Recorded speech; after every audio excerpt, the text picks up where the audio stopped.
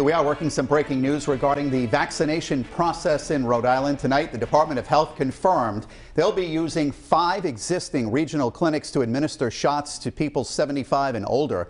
Clinics in Providence, Smithfield, Bristol, East Greenwich, and Narragansett.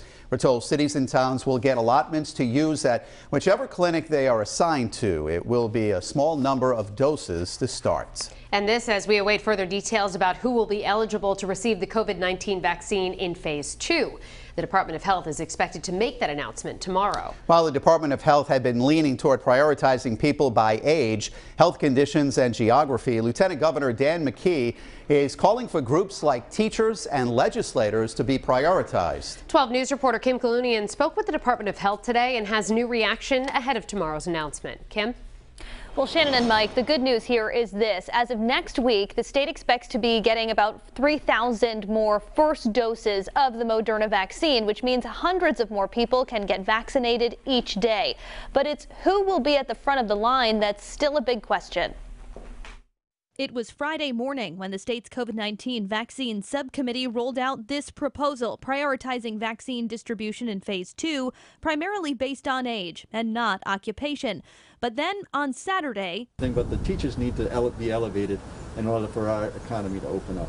Lieutenant Governor Dan McKee called for teachers to be prioritized. We asked Dr. Jim McDonald from the Rhode Island Department of Health on Wednesday if he thinks vaccinating people based on their jobs would be the best course of action.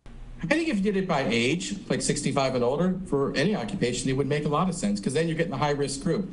And that's the way I think about it, Kim, is I think about who is highest risk. McKee, who is poised to become governor in the coming weeks, also suggested prioritizing state lawmakers in an interview with the Public's radio on Friday. And that general offices and the General Assembly should be in that list too. The House Speaker and Senate President saying in a statement they're grateful that McKee is looking out for their safety, but it is vitally important that the elderly and other vulnerable Rhode Islanders are prioritized for vaccinations.